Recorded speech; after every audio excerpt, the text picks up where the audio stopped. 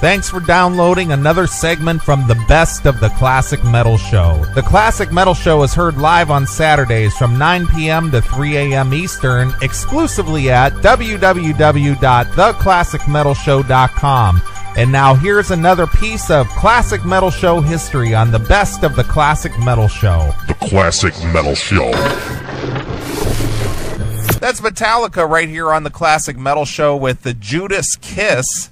And speaking of kissing up, Chris, you've been kissing up to this next guest we got on the Classic Metal Show by the name of Chad Bauer. Does it name sound familiar to you? The great Chad Bauer, I will say. And Chad might be the, I would say he is the greatest writer and greatest person in the history of the Internet. That's what I would say. Holy smokes. Well, speaking of kissing up and bowing, this is Chad Bauer of About.com. Welcome to the Classic Metal Show, Chad. Okay, how you guys doing? We're good, Chad. How are you?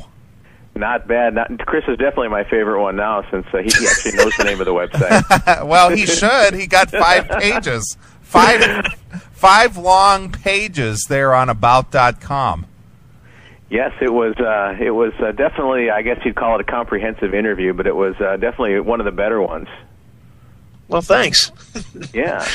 Well, Chad, obviously, man, About.com, other than with Neely, is one of the most respected websites out there. It's in the top 100 as far as traffic, and it's right up there in the biggest of big websites, Google and Yahoo and About.com. All are the champions. So I guess the obvious first place to start is, why in the world would a respected site like About.com not only dedicate but give you a real-time space to do heavy metal and let the dregs of society like us have a spot? I've often wondered that, but About.com has almost 800 different sites, different topics, and a lot of music ones as well, and heavy metal has over the years been pretty steady, and so they've decided to keep it at least until I write something really dumb. But yeah, it's been very successful, and it's been kind of growing over the past couple of years since I've taken over, and it's a great company. It's owned by the New York Times company, and so yeah, it's About.com. All of the sites are great, but of course the metal one is, I would say, the best one. Sure, and it's very, for people that haven't checked it out, it's really comprehensive. I mean, it's not limited like like say a VH1, to compare TV to the net, but it's not limited to one style of metal. I mean, it's a cool place where you can check out anything that's going on with, Rat and Lamb of God on the same page. It's very comprehensive. Yep, that's one of the nice things about it too, is it caters from everybody from the casual fan.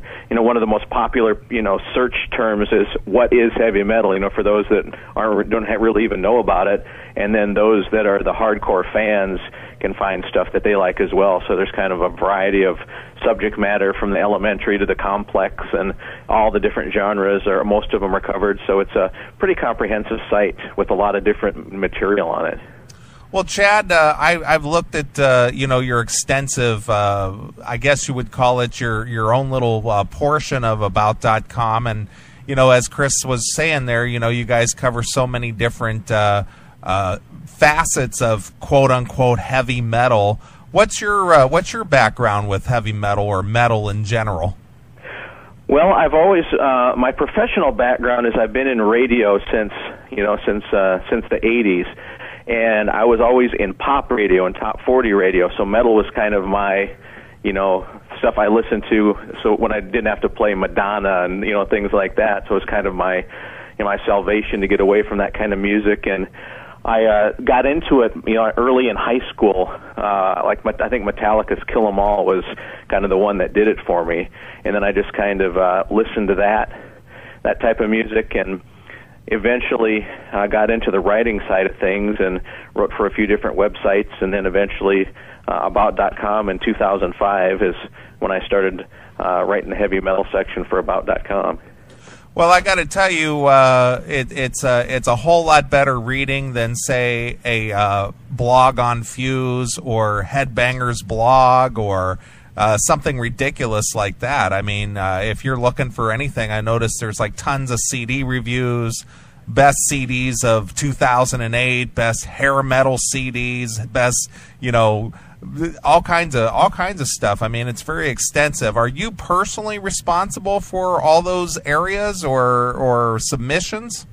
Well, at the beginning of, I wrote 100% of the content, and now I've got about 4 or 5 other writers that contribute stuff, and a lot of them have. I've got a guy that's really kind of specializes in the grindcore and death metal side of things, and so there's been a lot more content being able to have been added with the additional writers. So I still do a lot of the writing, but there's some other contributors now as well. And you're talking about the different lists. Those are the ones that by far generate the most hate mail. As you could imagine. Well, sure, because Chris and I often discuss on the Classic Metal Show when Rolling Stone comes up with their 100 or their 100 greatest guitarists or 100 greatest CDs, or and there's so much.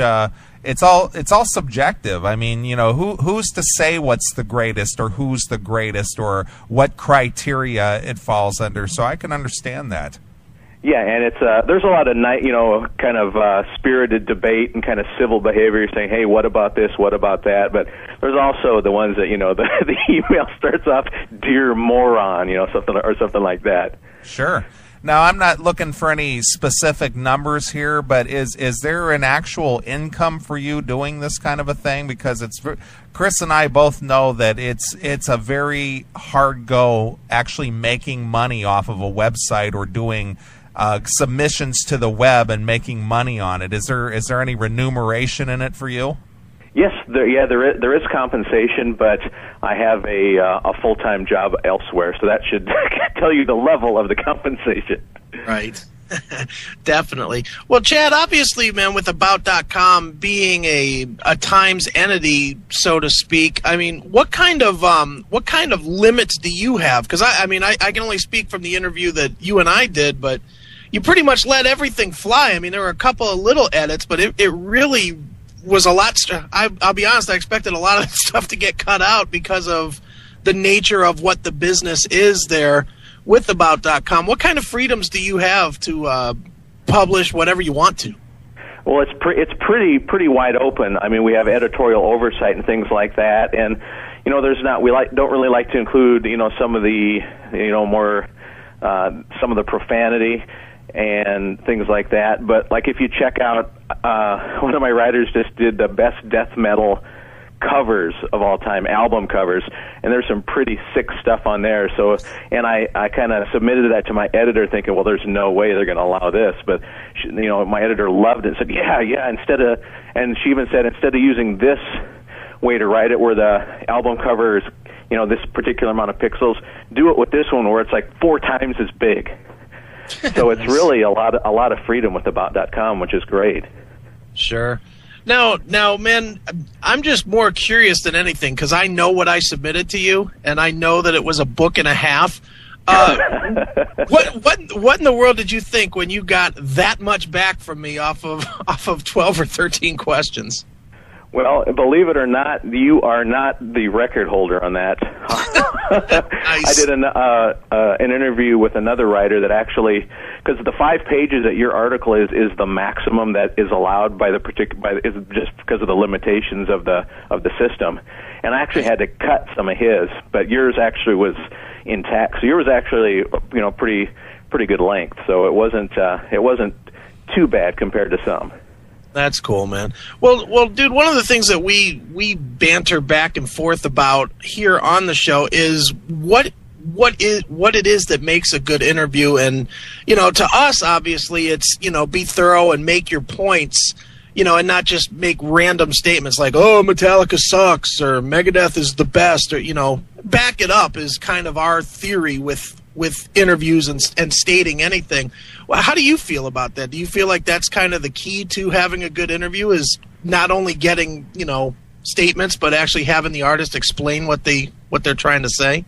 Absolutely. And in the written interview, like when I'm reading magazines and stuff, I can tell just by looking at the ones that are Q&As, at the ones that are going to be bad interviews, because the questions are like 2 paragraphs long, and you see the response from the artist is like 2 sentences.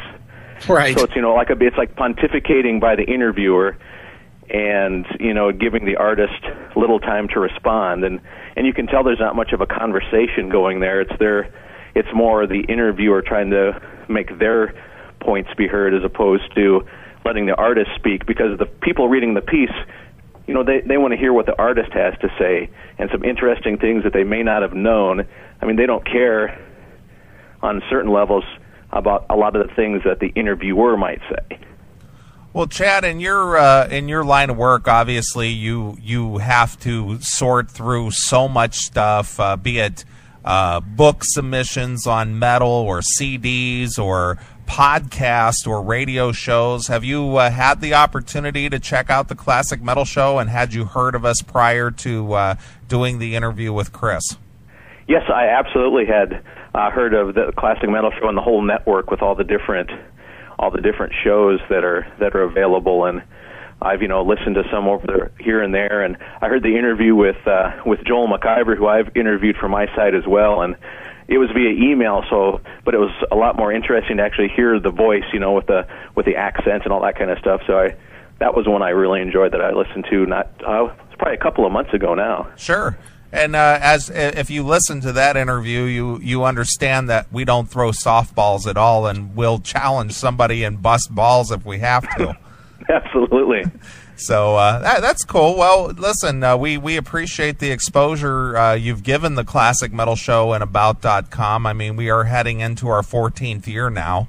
And, any new outlets and people who take interest in what we do is very cool, and we always feel that we'd like to return the favor. So we appreciate you taking the time to talk to us here on the Classic Metal Show. So with that being said, is there anything about yourself or the website or your area of expertise on About.com you want the fans to know? Well, actually, if people don't want to wade through the entire 5 pages of Chris's interview, I think one of the best points he made was about the future of the genre, that the up-and-coming bands not having the necessary juice to keep things going like the classic ones do. I think that was probably the best point of the whole interview.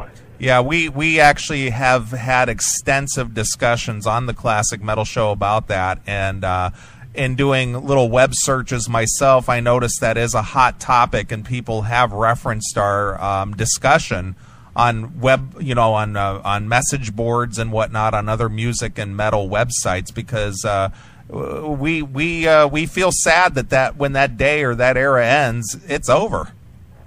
Absolutely, and that's we don't want it to be just a nostalgia trip, and there needs to be vital and new and exciting artists, in that pipeline, and it may be getting a little dry. Yeah, unfortunately. All right, Chad. Well, tell people again where they can find you. heavymetal.about.com, and I also do some write for some magazines. I write for Outburn, also Hails and Horns, Amp, things like that as well. So I'm out there. I like that, Hails and Horns, because our little catchphrase here on the Classic Metal Show is hail and kill, so that's how we answer the phone. Awesome. Hail and kill. All right, Chad. Well, again, we appreciate you taking some time to talk to us here on the Classic Metal Show, and we always ask all of our guests the traditional Classic Metal Show question. How has Lemmy from Motorhead influenced your career? Well, if it weren't for Lemmy, there wouldn't be most of these artists that are out there today, and I wouldn't have anywhere near as many CDs to review or artists to interview. So thanks to Lemmy, he's spawned a lot of metal children over the years. Sure, absolutely. All right, Chad, again, we appreciate it. Go check out Chad over there at About.com and drop him a line or drop him an email. Let him know that you heard him here on the Classic Metal Show. Well, Chad, we always let our guests pick a closing tune. Doesn't matter if it's some classic metal artist that might be a favorite of yours or a favorite song you might have, and maybe tell us a story about it. Well, since we started off at Metallica, can we end with Metallica as well? Sure, why not? Metallica's always the song that got me into the whole thing was Am I Evil? Remember, a good friend of mine popped in the cassette in his old, I think it was a 67 Mustang, and cranked it up, and that was it. So I think that one was one that I'll always remember. So if you could play that one, that would be great. Excellent. All right, well, here it is. This is Metallica with Am I Evil exclusively here on your Classic Metal Show. Thanks for checking out the best of the Classic Metal Show. You can tune into the Classic Metal Show live every Saturday night from 9 p.m. to 3 a.m. Eastern, exclusively at www.theclassicmetalshow.com. The Classic Metal Show.